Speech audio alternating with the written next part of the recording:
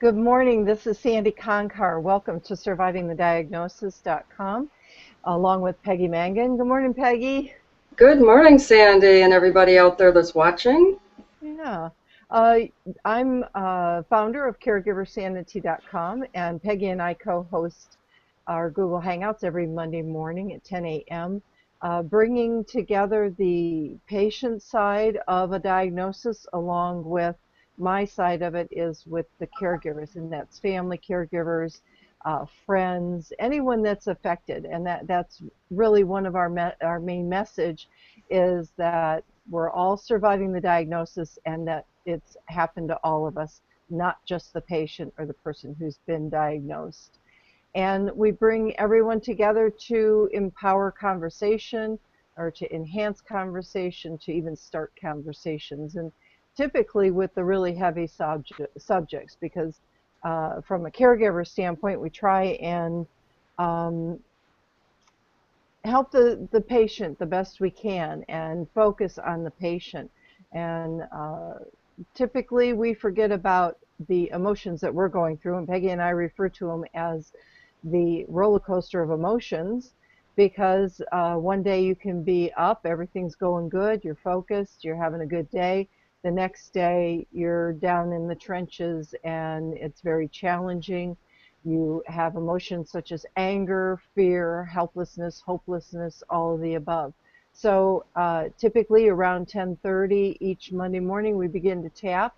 The first half, we talk about our topic that was in our newsletter the previous week. And if you'd like to sign on for the newsletter, you're welcome to over at survivingthediagnosis.com/newsletter, or you can just go to survivingthediagnosis.com, and about halfway down you'll see a link to register for the newsletter as well as our show and get friendly reminders on Monday morning. So you'll get two emails from us once you register. You'll get one for the reminder of the show that we have on Mondays, and on Wednesdays our weekly newsletter goes out. It's short. We have a featured story, and then Peggy and I both write about our own personal experiences in our separate columns within that newsletter. Uh, we also have our what we named our Freedom and Peace community. It's our monthly membership, and we have our special going on right now for $27 a month, and that goes up at the end of June. So take a look at that. You can go over to survivingthediagnosis.com/membership, and you'll see all the great benefits. And one of the great benefits is Peggy and I actually, we meet live with you, with the members, the first Tuesday of each month and the third Thursday of each month at 11 o'clock in the morning. And we tap on your stuff. So those emotions I just mentioned, whether it's helplessness, hopelessness, anger, frustration, just any emotion or any situation. It could be a person, it could be uh, it could be how the medical community related to you as the caregiver or as the patient. And we just get right into it, and it's from the comfort of your own home. So welcome to the show, survivingthediagnosis.com. It's happened to all of us. And welcome, Peggy. Hey, good morning. Good morning again, Sandy, and everyone that's looking in. I think one of the people I met at an event this week will be joining us. Laura, I hope you're out there, and we sent you an invitation, so just pop in whenever you can. A little bit about myself.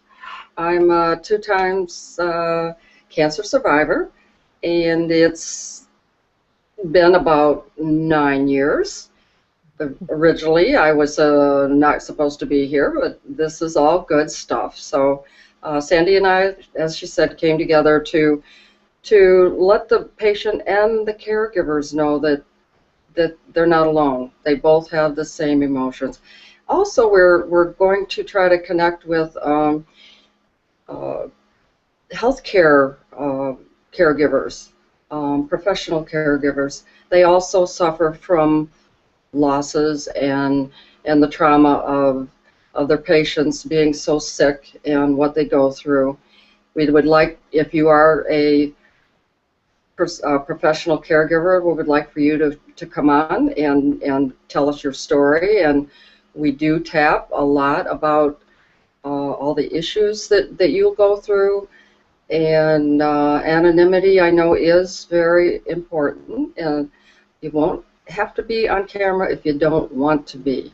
We just have a block out of the camera feature, and that's fine. But it would be cool and therapeutic for yourself to come on. We'll tap about your issues, and that's our invitation. So yeah, we're going to have a pretty good show today, albeit it's a little oh, I don't know, sad. We're going to talk about the little kids that become patients with these diseases. Kind of leading in next week to our guest, Deborah Miller. Sorry, Deborah, my brain's still sleeping. But anyway, uh, we are going to have her on, and it's so exciting to have Deborah Miller come on. She's a PhD. She's down in Oaxaca, Mexico, and working with severely ill children in a cancer hospital down there for kids. She has written a book, and we'll talk more about that in a little bit, but I just wanted to kind of lead in a little bit on her work with the little kids. Yeah, and if you'd like to read more about Deborah, she's has a PhD in cell and molecular biology, and you can go to her page at survivingthediagnosis.com/Miller. M as in Mary, I-L as in Linda, L as in Linda, E-R. So that's survivingthediagnosis.com/Miller. And she's going to be talking about how to speak to your blood cells, and I'm really interested in that for sure. Just how we can communicate with our bodies, and when we're ill or even when we're healthy, to probably maintain. So, and of course, she does apply EFT, which is what Peggy and I do as well. And Peggy, correct me if I'm wrong, does she do the matrix reimprinting as well? Not so much. She's very familiar with it. I don't know if she incorporates it, but she has so many modalities. But her main one is EFT with the kids. It's easy for them to learn. She uses Tappy Bear, and this little guy has all the points, like they're little buttons, but very safe buttons. Mm-hmm. And they tap on Tappy Bear, and she leads them through the points and the words that are going to make them comfortable and maybe dissipate some of the trauma that they're going through. I've watched some of the films that she's put out, and oh my gosh, she's right there with them, tapping. I watched this little guy that was so afraid of getting an IV started. There's Tappy Bear. Good morning, Tappy. And she walked him right through that by tapping on Tappy Bear and tapping on himself. And the camera showed that he was getting his IV and he was okay. See all the buttons that are right on the points where we tap, and one under the nose. Yeah, and the collarbone, under the arm. Yeah, that's Yeah, and then right on.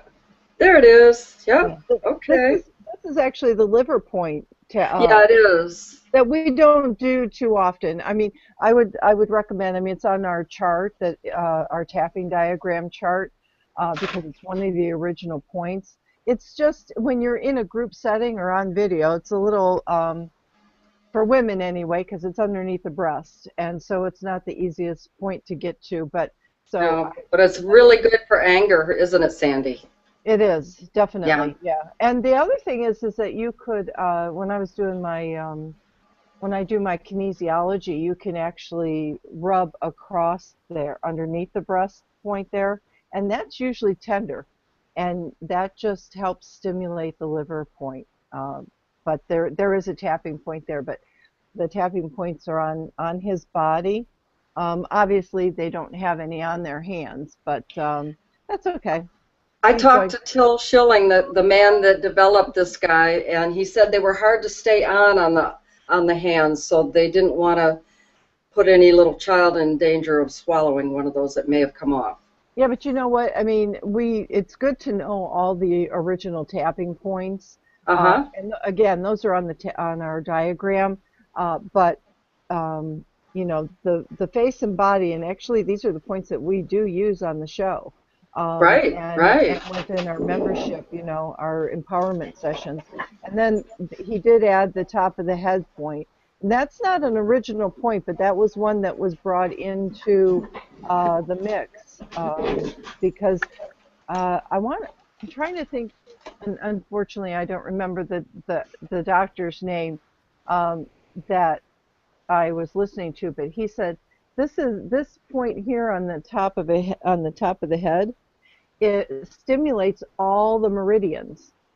Right, So it's a very good point, and I think right. that's one of the reasons why they've moved away from using so much of the hand points. But there's times, especially in my practice, that when I'm working with someone who has some really um, deep issue or a deep core issue that we're moving the energy through and from, I use the the finger points, and also the nine gamut.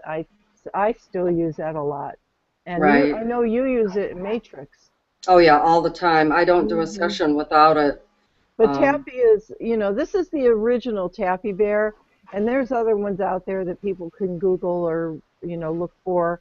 I believe Phil Schilling, he was the originator of this, I believe, and it just yes. became too cost prohibitive to, because Tappy is quality. I mean, all the way, you know. Yeah, he is. He And is. there was actually a little book, so he had his. What was nice is this was a little pouch, and it has a little drawstring. So if kids went to say a slumber party, or they were going over to grandma's and they got scared at night, or uh, you know, they could take Tappy with them, and Mm-hmm. they could cuddle with them and tap on them, and you know, like, don't be scared, I'm not scared, you know. And here's the under the chin point. So they he got them all. So anyway, that's Tappy, and this is what Deborah Miller uses in her work down in Mexico with the children that have been diagnosed with illness. And Right. she also works with the parents, helping them. And that's part of our discussion today, is when when our kids are sick, you know, it's what do we do as parents? And I know when both my daughter and son had surgery when they were younger, and I had a big guilt trip because you know, I trusted the doctors with their diagnosis, with their recommendations, and I believe my daughter was 17. She was 4 when she had the surgery, 17 when we found out that the procedure was strictly experimental. And so my husband and I even had the discussion, and we were young parents. I mean, we were 20 when we had our daughter, and you know, we'd been married 3 years and had her, and then when she was 4, when she was born. And this was a learned belief, unfortunately for me, but I've worked through it too. Again, um, was that if your feet turned in, that was pigeon-toed, and that was like a deformity. And that was a belief of my father's, that something was wrong with the kids, that they didn't walk straight. And so when my daughter, who was pretty big, um, she was almost 9 pounds when she was born. Just I was small enough that her, you know, things. The doctor said, you know, she didn't have a lot of room in there, and also the tendon on the side of her foot was short. It didn't get stretched out. And we did casts and turned their feet out, but they always came back. So we opted in to have the surgery where you cut between on the feet between the bones at the top of the toes. And Peggy, you probably know the name of the um, the bones and so forth, but it was going through the cartilage, not cutting the bones, but going through the cartilage. And then they Yeah. straightened her feet, and it was the worst thing I ever did in my life. I think my worst choice in my life. But when she was 17, she met an attorney, and we did a lot of research on it. And unfortunately, the statute of limitations was well past due, so there wasn't anything that we could do. But we had my husband and I had the conversation that well, why do we need a second opinion when there's 6 doctors on the panel making this decision and advising us? Well, all of them were in on the experiment. They were experimenting on children or on people to see if this surgery would work going through the cartilage. And she just had nothing but problems with her feet her entire life. So, and so as a parent, you feel guilty that you made that decision. You feel helpless because you can't change it, and you know that they're going through challenges themselves because of it. And you just feel like a failure as a parent sometimes. And so and every time it was like, oh, why did you have my surgery done, and this was horrible. And so then that really made me feel good. So Yeah. as Yeah. a parent, you do the best you can. You do the best Yes. you can. And so fortunately, EFT tapping came in, and other energy release work that I've done through the years has lessened that upset for me. But the lesson learned for me was, I don't care how many doctors are on a panel, I'm going to get second opinion, or better yet, I'm going to go with my intuition. And so Yeah. that's my choice. Always get a second opinion on everything, Hmm. especially when it comes to surgery on the body, because there's always repercussions. There's always something that isn't right coming from that surgery. I don't care if it's scar tissue, uh, you know, the little feet that the children, they're growing, but I'm not going to add to your guilt. So my daughter had the same issue and was in casts and bars across the 2 feet, and it was just and I felt very bad for years because it didn't correct it. Hmm. It got a little better, but it just did not correct it. And lo and behold, her paternal grandmother has the same issue. So it Yeah. runs in the family. So, you just, you do your best for the Yeah. kids, but they, we have to raise them, and that's what goes on. Yeah. We do our Definitely. best. We do, and hopefully our kids realize that. So Mhm. Mhm. I do want to give a shout out. Laura is on. Hi, Laura. If you'd like to come on to the panel, I'd be happy to send you the link. Just put in the Q&A that you'd like to join us, and I'll be happy to do that. Um, Hi, for our Laura. Yeah, our other listeners, this is Sandy Conkar, and you are listening to SurvivingTheDiagnosis.com along with Peggy Mangan. And we thank you for listening. And also, we have our Q&A. You're welcome to ask questions, bring in a topic, because we'll be doing tapping in just a few more minutes. And if you have any stories that you'd like to share, or any emotions that you experience as a parent, or even uh, even as if you are the caregiver to maybe your nieces and nephews, or you're the grandparent to your grandchildren, and you need to make decisions for them, it's sometimes quite challenging. So, Peggy, when the kids were younger, was there anything specific that you dealt with your kids? Yes. My oldest daughter went into kind of an anaphylactic reaction regarding a certain chemical that my husband was putting on our rose bushes.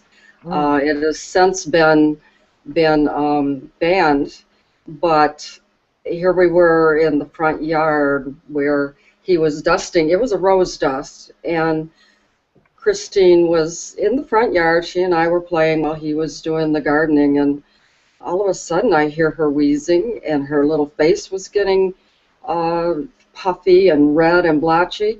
I just scooped her up, whisked her into the car, and yelled to him, "I'm going to the hospital." And got her there, and yeah, it was a pretty scary situation. She Hmm. was in the hospital for, I don't know, almost a week, maybe not that long, 4 days, but it was scary. And all the way there, you're thinking, "Oh my God, this is my child, and something really bad is going to happen here if I don't hurry." And I was not a nurse then. I just knew she was in danger. I just knew she was having difficulty. Hmm. So we got there, and yes, they did get her out of that anaphylactic shock response. I learned later, years later, that it doesn't take long to go into respiratory arrest, and so I did. I don't know. I didn't get a ticket, so that's good. It wouldn't have mattered. I wouldn't have stopped. Yeah. That's your child that's having problems breathing over there, and so anyway, that was a pretty scary thing with her. And then they both had their tonsils out, but and I was with them. And the younger one woke up screaming and then therefore bleeding, and uh, trying to keep her calm. It's tough when your kids are sick or going through a trauma of the body like that. They don't get it. They don't understand that. They just want mom and they just want out of there. Right. It's really a tough deal. And these little kids down in Oaxaca, Mexico, I can see where this bear would be a phenomenal release for the kids, because as we tap on ourselves, and once they learn to tap on Tappy Bear, they do begin to tap on themselves. But Hmm. once you do tap on yourself, you emit some pretty powerful chemicals that the body puts out, oxytocin and serotonin from the brain. And oxytocin's from the pituitary, which is in the brain. So, but they're very powerful chemicals, and that helps the child relax. It truly does. Hmm. I was in a workshop this week, and I was with a lady that works with ADHD kids. She said, "Don't believe it. Don't give your children these ADHD meds. They grow up with many, many problems. Hmm. They're just them."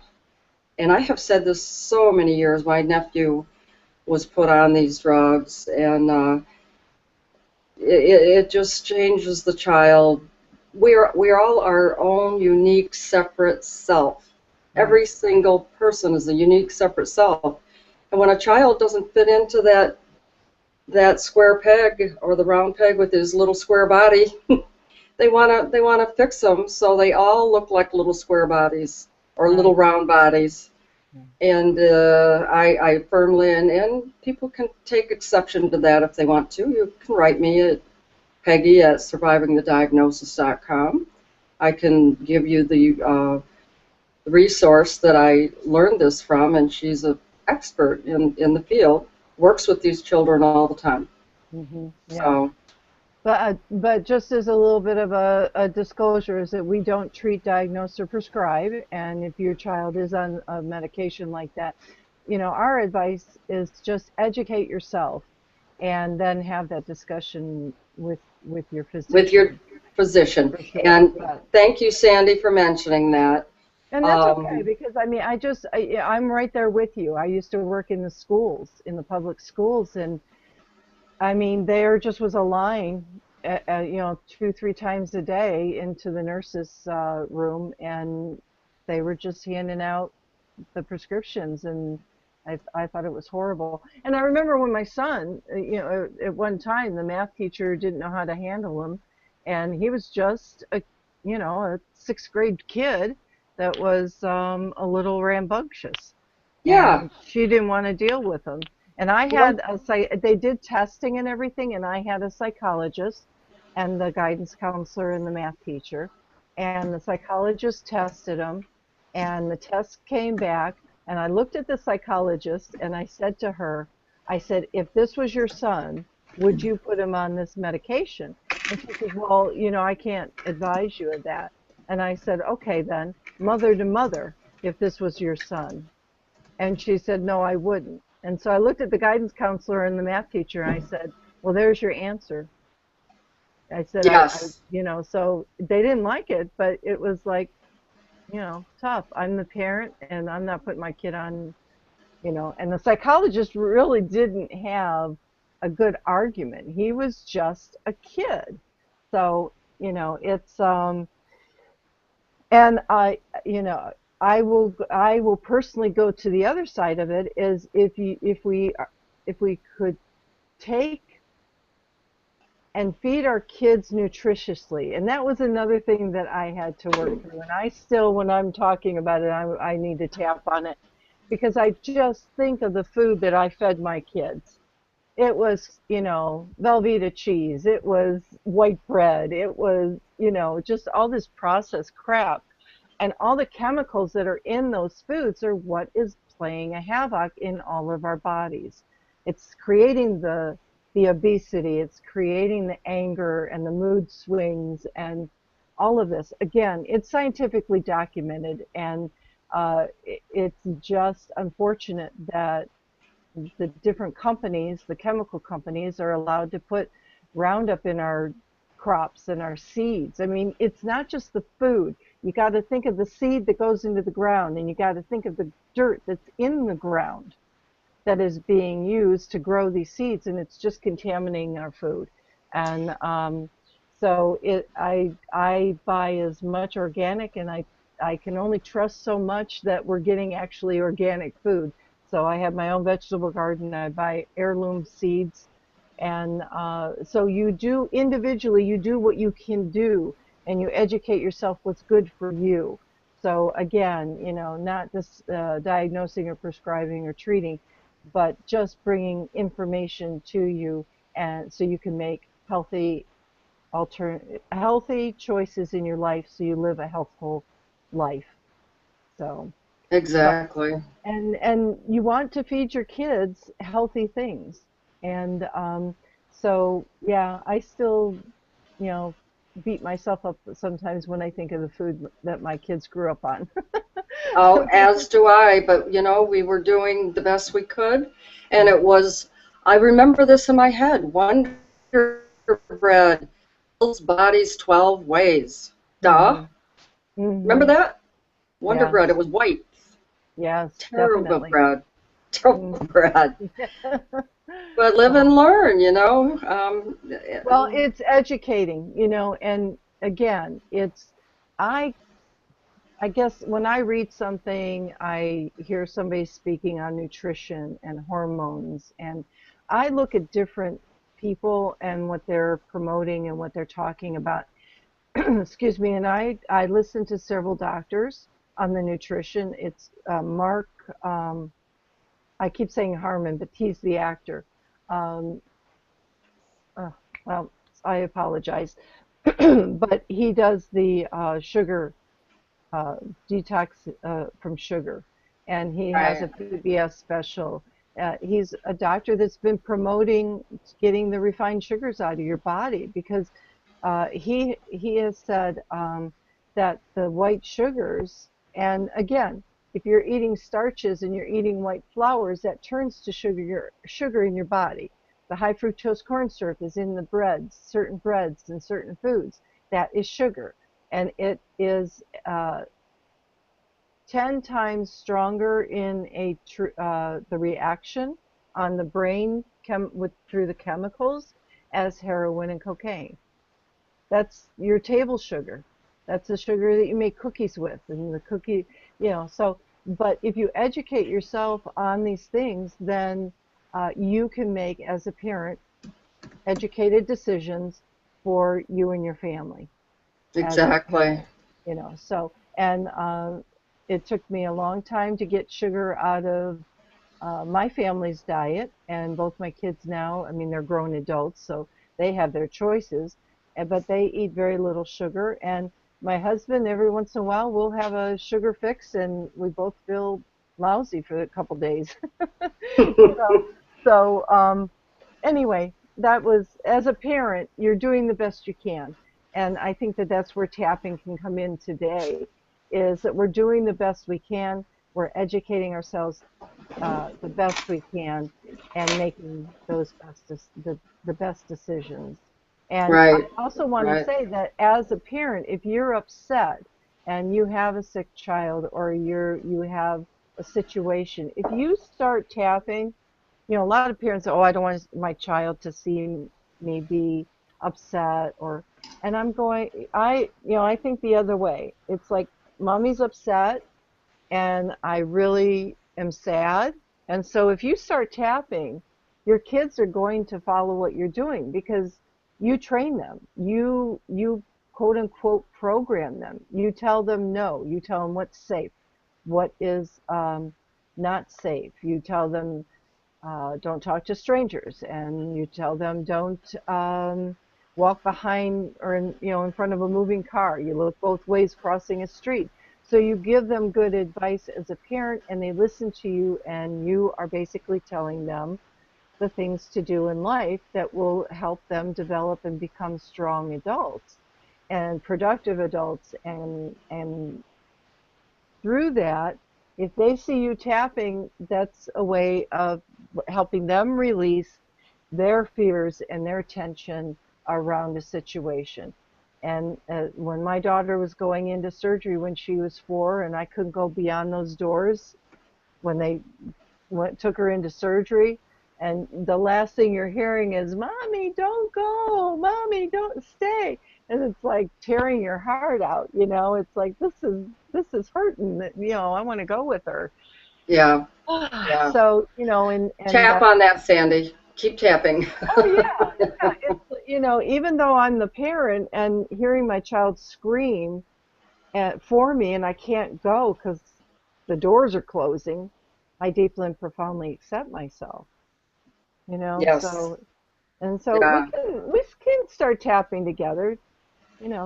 Yeah. And I would just say, think of a situation. I'll do a global topic. But if you think of a situation that was specific to you, write that down. And we recommend that we should invite you to have a journal or a notebook for our shows, so you can, when we're starting the tapping, and you can write down the topics that come to mind, and then put your 0 to 10. And the 0 to 10 is 0 to 1 is either you don't have any, like if I say, um, I'm overwhelmed because the doors are closing. I feel bad because the surgical doors are closing and I can't get to my screaming child. Um, that's a feeling. I'm trying to think of the feeling, but if I'm feeling it in my heart. So when Okay. you think of that, you want to write that down in your 0 to 10. And Right. 10 is extremely high, and 1 is, yeah, it's bothering me. I'd say mine right now, because I've done some work on it, is like a 3. And so put whatever your topic is, put down your 0 to 10. And then where do you feel it in your body? Now, some of us, we aren't used to tuning into our body. So I recommend that you close your eyes and take in a deep breath through your nose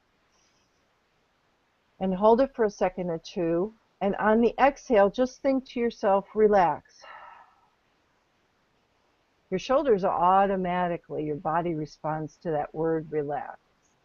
And then you can breathe in deeply again, hold it a second or two, and you can even go, ah, Mm-hmm. Sandy, again, your body's relaxing.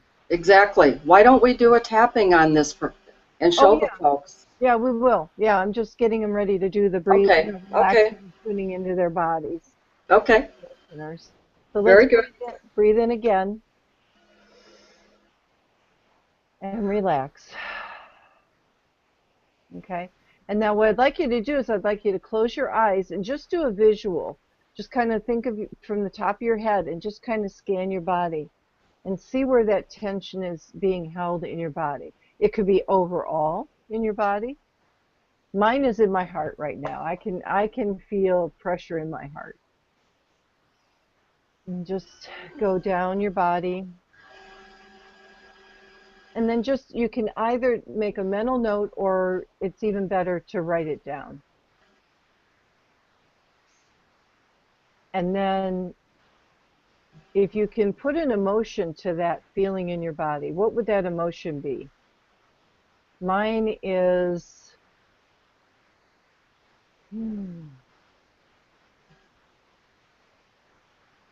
well, part of it's sadness and part of it's pissed off that I can't go through the door.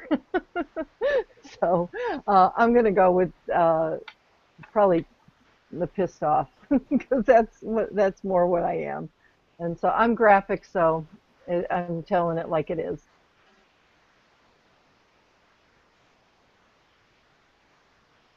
Would you like to tap on that? Sure, because it still irritates me that I couldn't go through the doors. Exactly. Okay, irritated is a nicer word, so we'll go with irritated. Okay. All All right. right. Well, you've answered my questions. So let's get started. And one more thing, I put in the chat, if you're listening, in the group chat, is the tiny URL to just click on that to the link for our tapping diagram. Again, Peggy, I'm gonna echo. Yes, please. Okay, so I think you need this. okay, so I'm going to freeze frame Peggy so you can watch her doing the tapping. Okay, and the And points. we're not, okay. All right. Are they going to be able to see you as well? Well, yeah, they'll see me, but mainly you. So Okay. the first round, then they can see the points. Okay. Okay, here we go. And Sandy's answered all the questions, the emotion, where it's at, what the number is, 0 to 10. So we're just going to take off on that. So even though Even though my child is going into surgery and I can't go with her, my child's going into surgery and I can't go with her, and that really pisses me off, and that really pisses me off. I deeply and completely accept those feelings. I deeply and completely accept those feelings. And even though she's crying for me and my heart is breaking, Even though she's crying for me and my heart is breaking, I can't go with her. I can't go with her. They won't let me. They won't let me. But I deeply and completely accept these feelings. I deeply and completely accept these feelings. And even though they will not let me go beyond these doors, Even and I though they hear my mhm, even though they won't let me go beyond these doors, and I hear my little girl crying for me, and I hear my little girl crying for me, I deeply and completely accept these feelings. I deeply and completely accept these feelings. Top of the head, I am pissed off. I'm pissed off. These people will not let me go with my child and comfort her. These people won't let me go with my child and comfort her. She needs me right now, She needs me right now, and this is breaking my heart. and this is breaking my heart. She's in there without me, She's in there without me, really scared. really scared. If they would just let me go in the room with her for a bit, If they would just let me go in the room with her for a little bit, I know she'd settle down. I know that she would settle down. But they won't, But they won't. and I'm out here worrying about her. I'm out here worrying about her. I can still hear her screaming. Yep, And and my heart is breaking. my heart is breaking. I feel like crying and screaming myself. I feel like crying and screaming myself. I want them to let me come in. I want them to let me come in. What's the matter with those people? What's the matter with those people? They shouldn't separate a mother and a child like that. They shouldn't separate a parent and child like that. Parent, exactly. Children should not have to go through that separation and that trauma. Children shouldn't have to go through that separation and trauma. Just adds to it. Hmm. To Yes, their it does. Yes, it does. So I'm pissed off. I'm I'm really mad. I'm mad. I'm really mad. I'm sad. I'm sad. I'm angry. And I'm angry. I wonder if I wonder if I could take a deep breath I can take a deep breath and realize, or try, because it's so hard, and try to realize that it's so hard. that these are professionals. These are professionals. They work with pediatric surgeries all the time, They work with pediatric surgeries all the time. and maybe And maybe my child will relax once she gets in the room. my child will relax when she gets in the room. No, she won't. Okay, that didn't resonate. Well, no, it just, I get it. Yeah, I that's get it. that you know, that but. The Yes, yes, but sure. yes, but. Yeah, but. Okay. All right. Let's take a deep breath and see where we're at. Mhm. Take a deep breath. Mhm. 3 probably went up, didn't it? Or Um, is well, or is it the well, same? no, I'm understanding that, she's going through the door, she's going through surgery. It's protocol. They're not allowing, um, they can't there's a certain cutoff. However, what came up as a new aspect, because I think that um, there was a shift of, okay, I hear her going through and I'm telling her she's going to be okay, and I'm here on the other side. She's going to be okay. Um, what's coming up as I'm talking about it is I'm not going to be okay, because I'm not going through the doors. So it's not Right. really about her, but what came up, and it's more what's led me to this, my work currently, is the fact that the professional caregivers, and it's not, I'm not laying blame here, but in their training, the administration really truly needs to add the human emotional side of caring for that profession, and allowing those professionals, and that's the nurses and the doctors and everything, to know how to comfort someone who is going through a traumatic situation. And especially, I mean, anyone, but a 4-year-old screaming and hollering. I mean, can you imagine just tapping on them or tapping Okay. on themselves?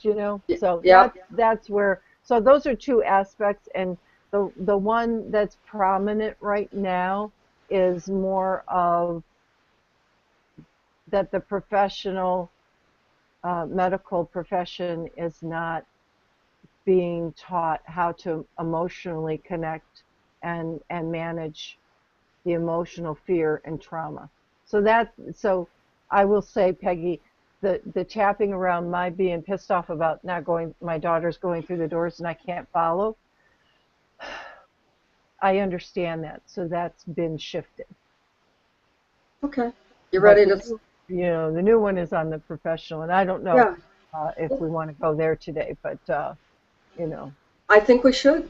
Let's do okay, that. all right. Even though Even though I'm really pissed off at them. I'm really pissed off at him. I'm mad at the medical community. I'm mad at the When my admin. daughter was getting her surgery. Yeah. Well, I'm mad at the administration that the professionals are not given the opportunity. They aren't trained to deal with the emotional side of things. Right. Yeah, Right. that's, and Okay. I'm trying to think of how to just phrase that, but yeah, Even though that's a global. Even though I'm mad at the way they approach this with the children and the parents. I'm mad at the way that they approach it with the parents and the children. Yeah, and I deeply and completely accept this anger. I deeply and completely accept this anger. And even though They didn't do a thing for me. even though they didn't do a thing for me. I was left out there. My husband and I were left out there all alone with our worries, our concerns, our fears for our child. We were left out there with our fears and concerns for our child, And I'm mad. and I'm mad. And I deeply and completely accept that. I deeply and completely accept that. Okay, let's just go here. Hmm. Top of the head, I'm mad. I'm mad. They didn't come out and comfort me, They didn't come out and comfort me. and they should. I think that it would have been helpful. It would have absolutely been helpful. It would have absolutely been helpful. So uh, they need to take into consideration the children and the parents.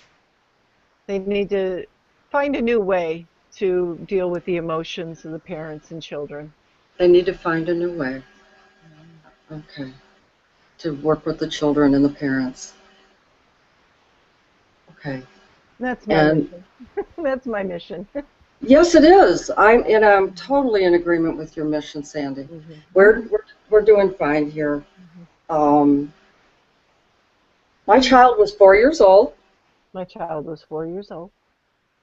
She shouldn't have had to go back there like that without her mommy. Yeah, she shouldn't have had to go through that trauma.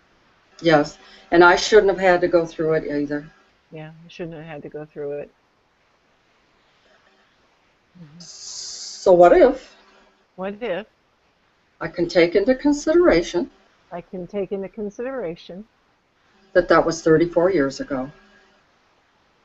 that was 34 years ago. So right now, the trauma of what went on back then So right now, the trauma that went on back then is very real, is very real, and I'm still living it. and I still live it, And I'm willing and I'm willing to maybe to maybe tap around this tap around this and realize that was 34 years ago. and realize that was 34 years ago. Didn't help my child, Didn't help my child. didn't help me. It didn't help me. I was traumatized. I was traumatized. I know she What's the was matter? too. She was too. What's the matter with those people? What's the matter with those people? They didn't consider the parents' feelings, They didn't consider the emotional side of things. right? The parents' feelings, the emotional side. Her father and I were out there left just to worry ourselves crazy over this. Yeah, we were just pacing away. Yeah, and that's what happens, yeah. So even though Even though it was 34 years ago, it was 34 years ago. and I'm still kind of mad, I'm still pretty mad. I'm upset, I'm upset, perhaps perhaps. I can realize that that was then, and my That was trauma I'm going to deal with. that was then, and I know I have tools that can change that now Yep. And and that, help other parents and other kids. Yeah. yes. And I'm Hmm. willing to do the tapping on that and clear that trauma. Hmm. Take a deep breath. Yeah.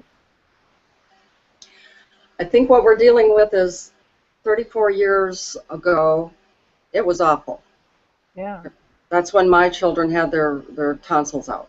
Hmm. And I felt the same angst that Hmm. you did, and I was mad, and I wasn't allowed to be with them. I couldn't even stay all night with them at the hospital. They wouldn't let me.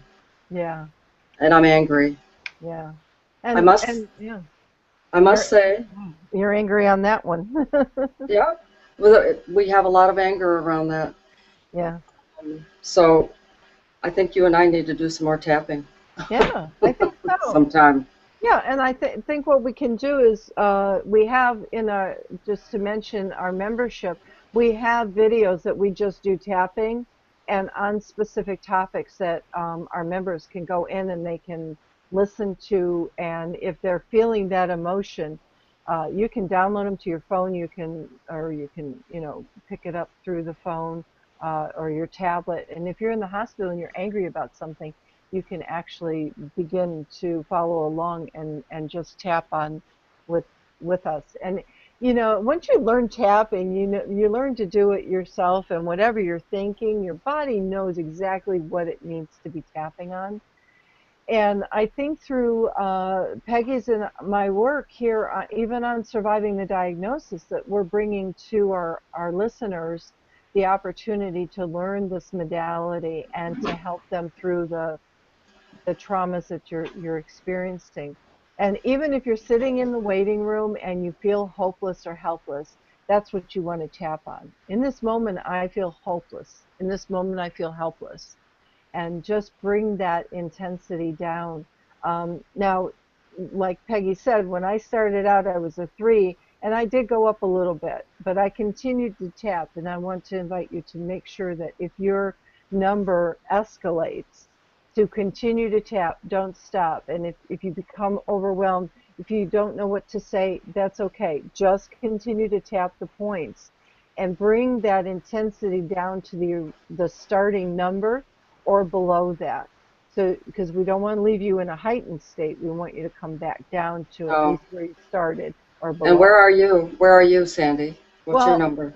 like I say, the the thought of her going through the doors and screaming, that's I've shifted that. I understand that, and so I don't have anything in my heart about it.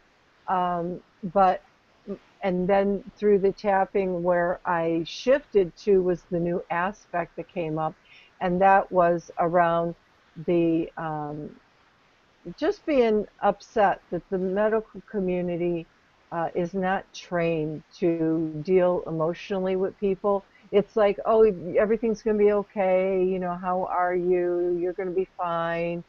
Here's a drug, here's a pill. Um, they don't deal with that emotional upset that the person is feeling in their body at the moment. And, just to mention, again, what I'm going through with my mom, we do tapping. And she's in, over the weekend, it was like, why me? Why is this happening to me? I've done everything that I can to be healthy and live a healthful life. And now I'm been told I have this illness. And I told her, let's tap, let's talk to the body, because the medical community has kind of just, well, she said that she won't do treatment. And so the medical community has said, okay, well, then this is the only thing that you can do. And Right. so then I bring in with her the affirmations that you start talking to your body and healing your own body. And I really feel that that has helped her. She It still has has. that roller coaster of emotions. One day she's doing good. In the morning she's doing good. In the afternoon she's down in the valley. And so then we've got to move up, and we do some tapping, and she does some ask and receive, and she reads her affirmations, and just brings that positive. But as at the same time, we do the tapping around the anger, you know, that she's feeling in the moment. Sometimes you'll hear people say that if you're upset, then you want to tap. And this is why you say, even though I'm angry, I deeply and completely accept myself. You're actually acknowledging what your body is feeling in the moment, and you're acknowledging that you are respecting yourself, that you're having this emotion. And so you have the yin and the yang, and so you're trying to balance that out. And as you're balancing, you're releasing that negative feeling and Yeah. getting a different perspective from it. You might go, okay, so instead of being angry at the nurse or the doctor for how they spoke to you or what they did, you can look at it and say, okay, that's their protocol that they are required to follow. And so they're not being cold to you or disconnected to you. This is what they have to do legally.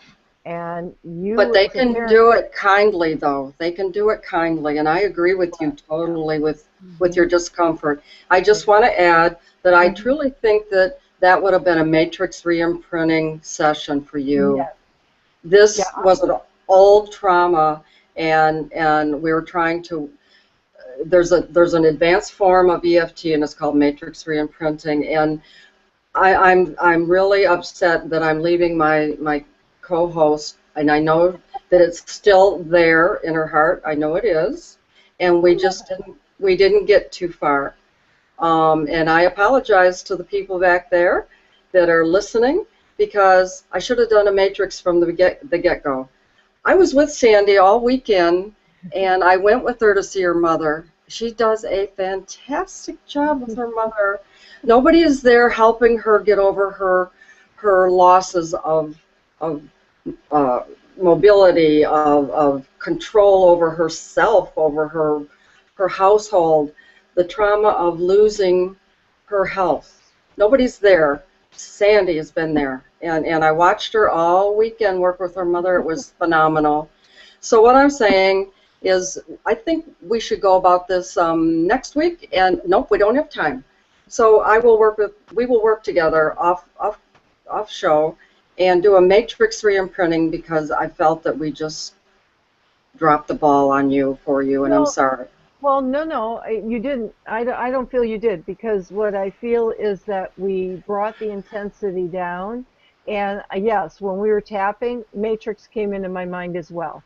So, we were both connected energetically. We knew really, but it brought the intensity down. And it brought because when I would think of those doors closing and hearing her scream, that was a little bit, I think that was where the pressure was in my heart, Yeah, was I couldn't go.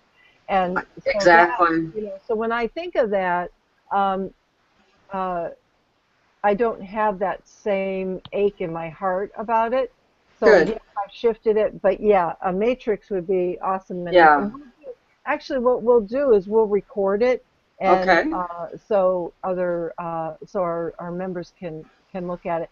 I do want to mention before we go, because it is 11, that through the membership you'll have training, and again we'll be working with you as a small group, and we can do we Peggy and I work together, and we do the tapping and the matrix and the muscle testing, and we really get to the core issues. So and our membership, we've had a special for charter members going for the last few months. Right now, there's a $40 savings, which is ending on June 30th. So right now, if you want to go to survivingthediagnosis.com/membership, right now it's $27 per month for all the benefits that you get. And that's the video trainings, discounts on our programs that we offer, as well as one-on-one work with us, and the individual videos for helping you through the different emotions that we all experience from time to time. And you can go to survivingthediagnosis.com/membership. Um, and I also wanted to mention before we go, our sponsor, Moira Hutchinson, who believes in our message. And if you go to survivingthediagnosis.com, you'll see her banner. That is, she's a hypno-chemo practitioner, and she's in Canada, but she also works with people globally, as Peggy and I do here on Google Hangouts and Skype. And feel free to go to survivingthediagnosis.com and click on and see our other sponsors, as well as Moira. And please join us for our show next week with Deborah Miller, who's a PhD, and she will be talking about speaking to your blood cells. Again, that's really interesting. I'm excited about that. We will not have the panel and open discussion on next week, but we'll be back the following week with open discussion. And you have any closing thoughts, Peggy?